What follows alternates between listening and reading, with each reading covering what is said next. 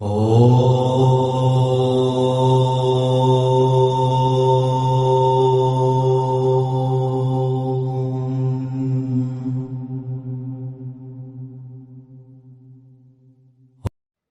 सांख्य दर्शन प्रथम अध्याय सूत्र संख्या 81।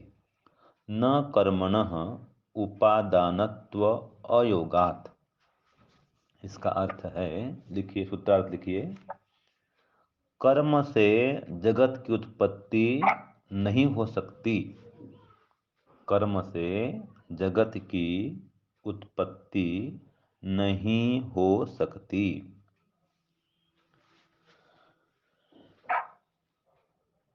कर्म में अल्प विराम दीजिए, ठीक है। आगे देखिए, अल्प विराम के बाद लिखिए, कर्म में उपादान बनने की,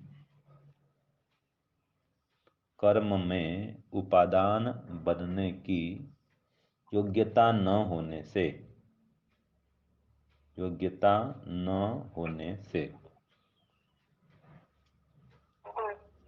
ये सूत्रार्थ हो गया 81, 81। तो देखिए, ये सिद्धांत बता दिया कि केवल कर्म से जगत की उत्पत्ति नहीं हो सकती है। कर्म तो कोई उपादान नहीं है ना जी। कर्म कोई कच्चा माल नहीं है। कच्चा माल जैसे मिट्टी है, वो कच्चा माल है। तो मिट्टी रूपी कच्चा माल से घड़े की उत्पत्ति होती है। तो कच्चा माल तो है नहीं, खाली कुम्हार खाली हाथ को ऐसे घुमाता रहे और खाली चक्र चलाता रहे। जो चक्का होता है, जैसे जिसमें रखते हैं मिट्टी को, तो मिट्टी तो है नहीं, खाली चक्का घुमाता रहे, हाथ ऐसे घुमाता रहे, तो क्या घड़ा बन जाएगा? क्या नहीं बनेगा। क्यों? खाली कर्म कर रहा है। और मिट्टी तो है नहीं, तो असली मिट्टी तो वही है, उपादान कारण। तो ये इसमें कह रहा है।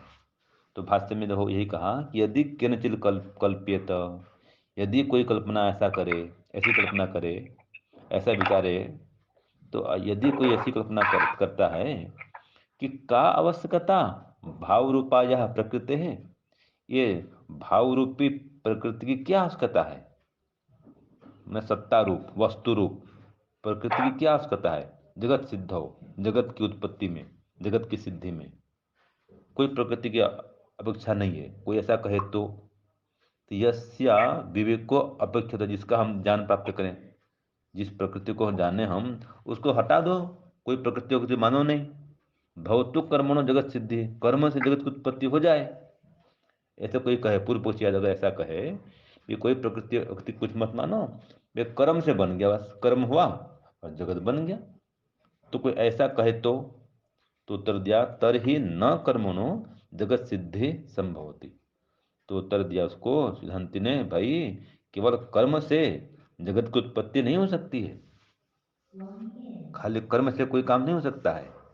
क्यों नहीं हो सकता है? यतः कर्मणः द्रव्यनिष्ठत्वात् द्रव्य अभिन्नम न तत्स्वसत्ताकम भवतु तत्कार्यस्य लक्षणम न तु उपादानम तस्य अद्रव्यत्व अद्रव्यत्वात् उपादानत्व अयोग्यत्वम अस्ति। तो क्या कहा इसमें कि जो कर्म है वो द्रव्यनिष्ठ है। किसी द्रव्य के आधार पर ही हम कर्म करते हैं। जैसे गाड़ी चल रही है, गति हो रही है, ये कर्म है। तो किस में गति हो रही है? वो गाड़ी दौड़ रही है या हम दौड़ रहे हैं। तो कर्म किस में हो रहा है? हमारे शरीर में हो रहा है या गाड़ी में हो रही है। तो ये एक द्रव्य हुआ ना भाई। तो किसी द्रव्य के होने पर ही तो गति होगी। हम किसी गेंद को ऊपर फेंकते हैं, तो गेंद हो तो ऊपर जाएगा वो।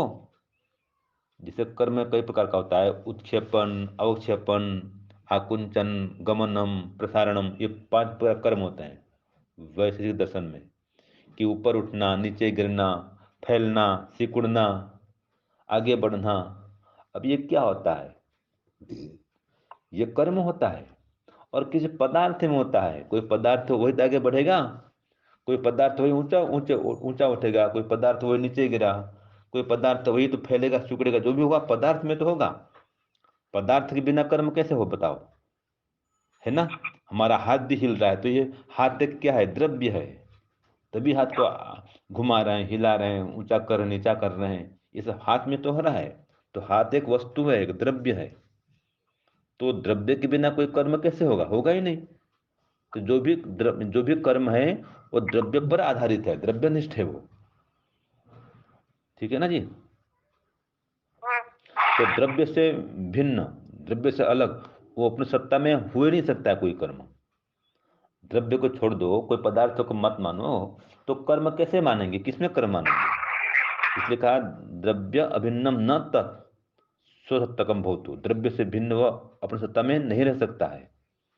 तो तत्कार्य से लक्षणम न न तो उपादानम, हाँ वो जो क्रिया है, गति है, वो लक्षण तो किसका है? कार्य का है। इसमें गति हो रही है, क्रिया हो रही है, लेकिन वो उपादान नहीं है। वो न तो उपादानम, वो कोई उपादान, कच्चा माल नहीं है। जैसे मिट्टी है, वो कच्चा माल है घड़े का। वस्त्र है या सूत है, धागा है, तो ये हम कोई कुर्ता बनाते हैं, कोई पेंट शर्ट बनाते हैं, तो इस पेंट शर्ट का आधार क्या है? कुर्ता है, धागा है, कपास है। अब इसके बिना कुर्ता कैसे बनेगा? कोई शर्ट पैंट कैसे बने? नहीं बने। तो जो भी पदार्थ बनता है वो किसी द्रव्य से ही बनता है, और जो क्रिया होती है वो उसी द्रव्य के आधार पर क्रिया करते हैं हम। तो संसार भी बना है तो किसी पदार्थ से संसार बनेगा।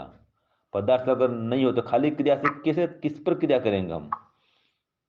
तो इसलिए ये कह दिया कि जो कर्म है वो क्रिया है, वो उपादान नहीं है, उसमें उपादान बनने का सामर्थ्य नहीं है। अयोग्यत्वम अस्ति, उसमें योग्यता नहीं है।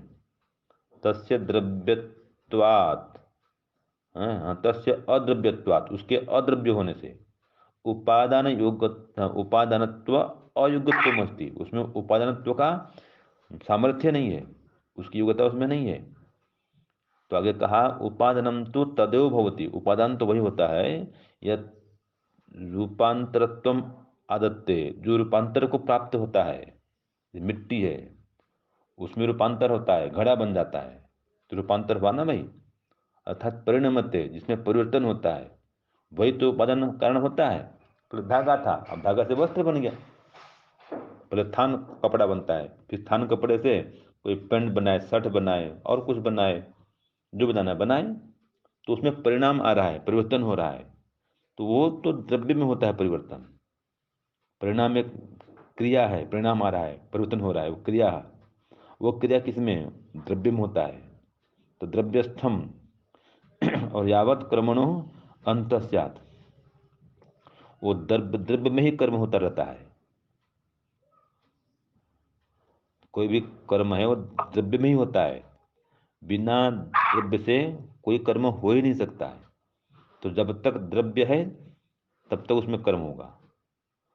और तावत एव अवतिष्ठते न स्थायी, हाँ, और कर्मणो अंतस्या तावत एव अवतिष्ठते न स्थायी, किंतु प्रकृति एव परिणामो जगत, तस्मात् प्रकृति विवेको उच्यते ही। तो जब देखो, जब तक ये क्रिया हो रही, कहीं पर भी क्रिया हो रही ना, वो कर्म के होने पर ही, जब तक कर्म है, जब तक कर्म अवतिष्ठते, जब तक कर्म है तब तक क्रिया होगी। और वो भी जो संसार में हम देखते हैं, जो कार्य द्रव्य, वो भी स्थायी नहीं है। जो संसार बना है वो भी स्थायी तो है ना, अनित्य संसार है। लेकिन जो प्रकृति है वो तो नित्य है, वो स्थायी है। तो उस प्रकृति से ही ये जगत का निर्माण हुआ है। जो प्रकृति है वो परिणाम हो जगत, इस प्रकृति का ही वो परिणाम है जो जगत है। माने प्रकृति से बना हुआ है परिवर्तनशील, वो परिणामी है जगत तो। और फिर टूट फूट के फिर वो प्रकृति में लीन होगा, लेकिन प्रकृति तब भी रहेगी। अब भी प्रकृति है, प्रलय काल में भी प्रकृति रहेगी। तो इसलिए तस्मात् प्रकृति विवेको अपुच्यते, प्रकृति का विवेक करना चाहिए। माने प्रकृति संबंध में ज्ञान प्राप्त करें, प्रकृति कैसी है जाने, पहचाने प्रकृति को। तो प्रकृति क्या है? उपादान कारण है, और केवल कर्म से संसार नहीं बन सकता, क्योंकि कर्म कभी उपादान नहीं हो सकता। ये सूत्र 81 में बता दिया गया है। ओम।